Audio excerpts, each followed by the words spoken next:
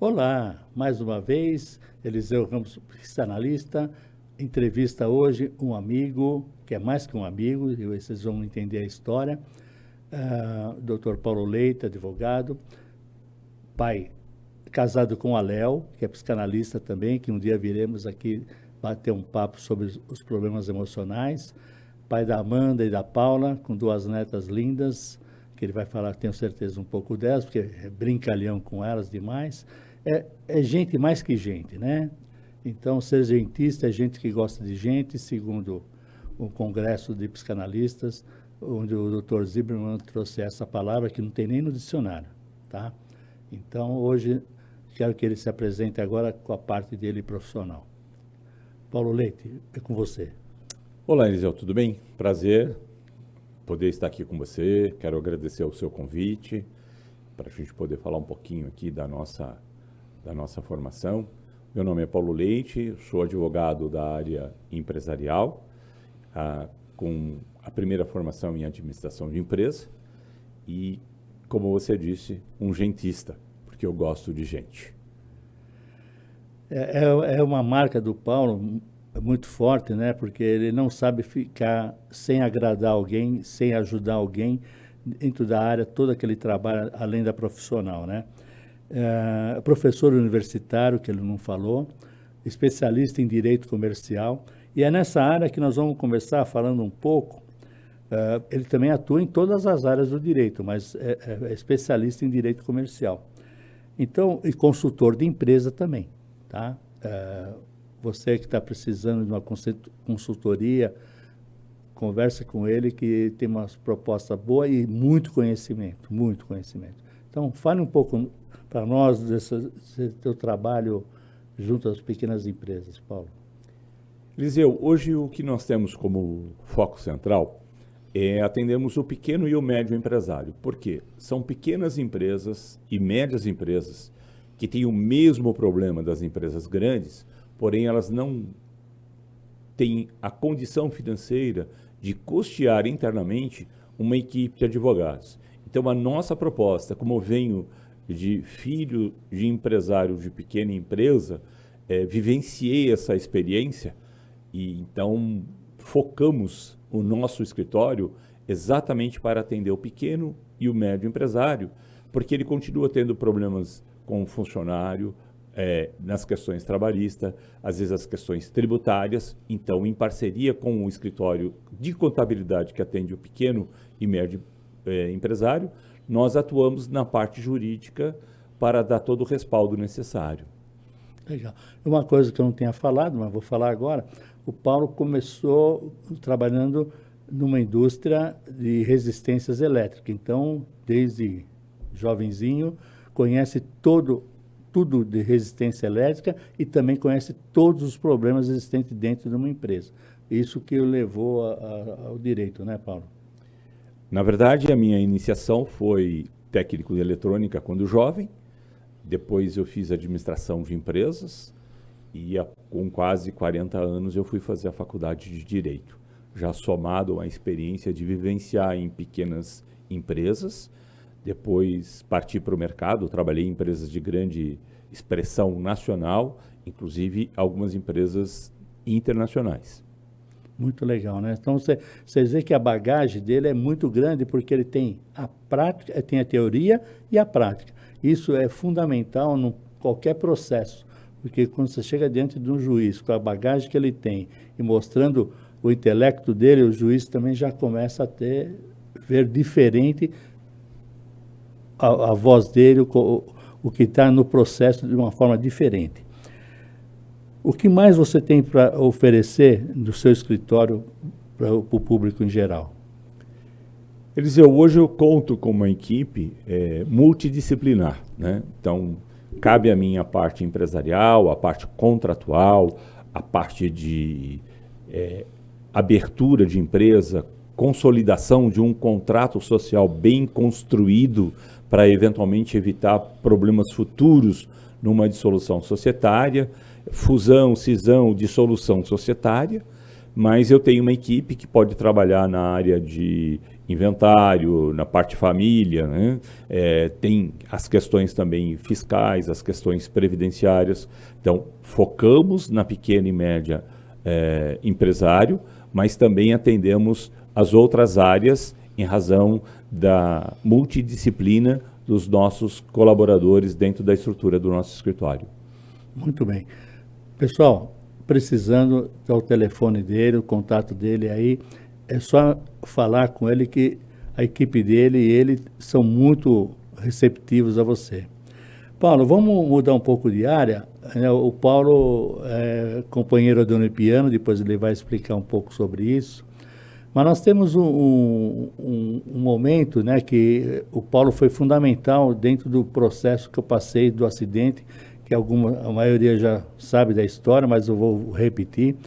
Em 2002 eu sofri um acidente na Bandeirantes, onde resultou ficar 18 dias em coma, 12 no quarto, 30 em home care e 6 meses de fisioterapia. E hoje eu estou aqui falando com você porque Deus permitiu todo esse processo, né? Porque teve que envolver diversas pessoas.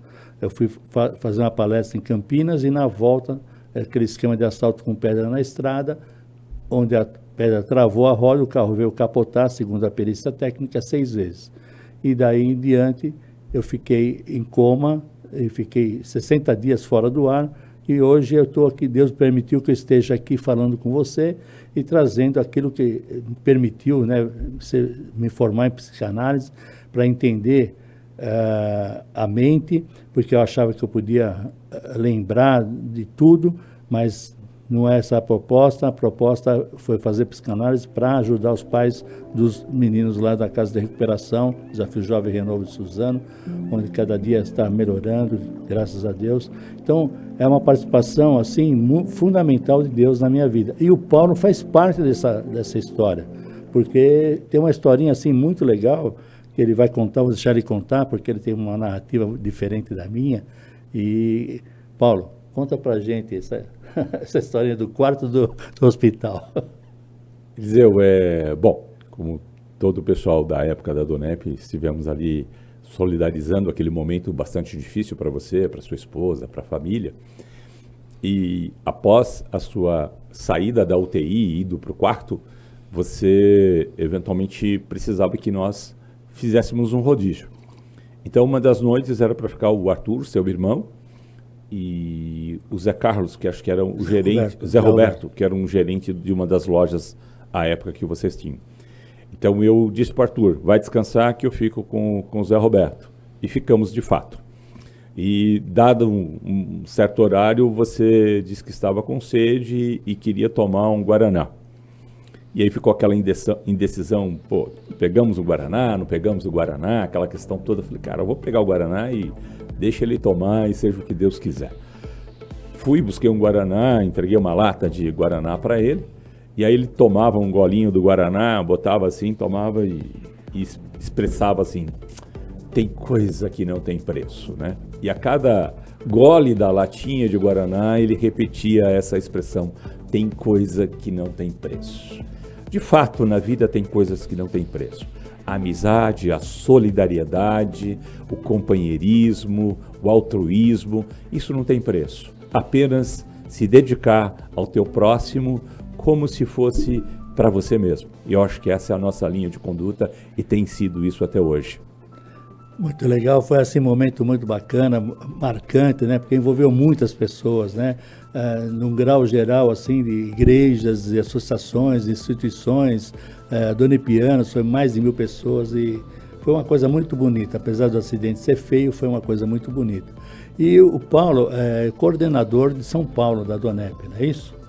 Fale um pouco da Donep agora para o nosso público. Bom, vamos lá, a Donep, a Associação de Homens de Negócio do Evangelho Pleno. Ela está no Brasil desde a década de 70, com a proposta de compartilhamento de experiências para que as pessoas entendam que existe um momento das nossas vidas que precisam de uma tomada de decisão para que as coisas melhorem.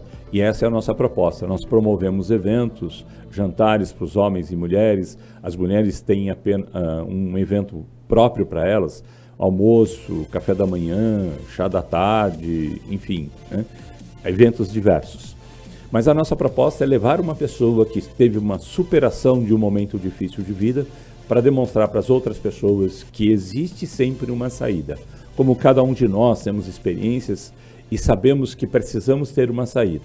Então, a nossa saída é realmente acreditar na capacidade de nos reerguermos. E fazemos isso dentro da aplicação de princípios cristãos, não princípios religiosos, mas apenas e tão somente o compartilhamento de princípios cristãos. Ou seja, basear as nossas relações, os nossos negócios na ética, basear a nossa relação com a sociedade com respeito ao próximo e, acima de tudo, a valorização da família e acreditar que Deus é para nós uma pessoa presente no nosso interior.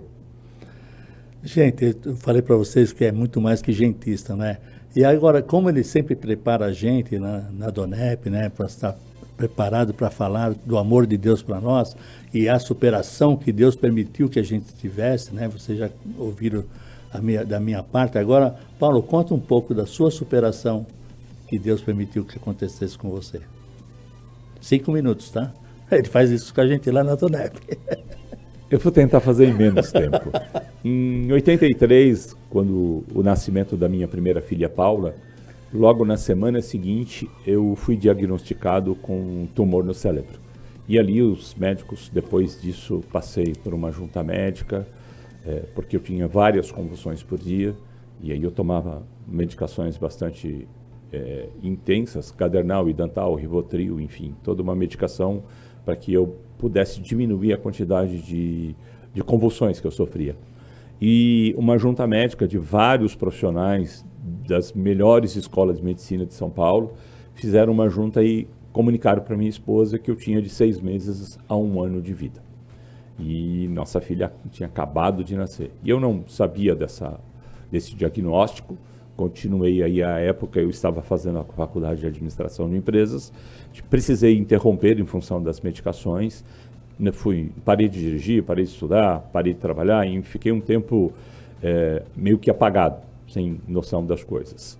Depois foram diminuindo as medicações, depois voltei a trabalhar, enfim, vida que seguia. E depois não precisei fazer cirurgia, não precisei, depois de algum tempo, através de uma oração de uma senhora que tinha muita comunicação, muita intensa relação com Deus, ela fez uma oração muito rápida e a partir daquela data eu não tive mais convulsão, não tomei mais a medicação Gadernal, Idantal, Rivotril. Qual foi o motivo de eu não tomar mais essa medicação? No dia seguinte desse dia, né, da oração dessa mulher, eu praticamente esqueci de tomar medicação. E isso aconteceu por 10 dias seguidos.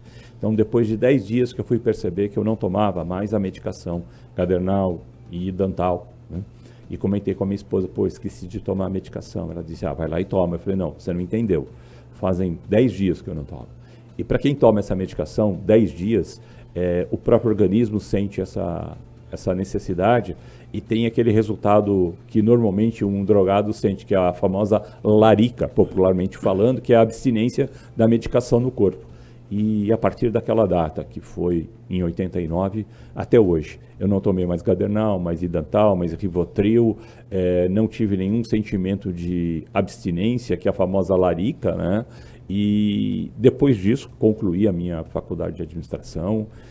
Depois, aos 40 anos, fui fazer Direito e hoje eu estou com quase 65, quebrando o prognóstico daquela junta de médicos que disseram que eu teria de 6 meses a 1 ano. Então, eu teria que ter minha data final aí em 1984.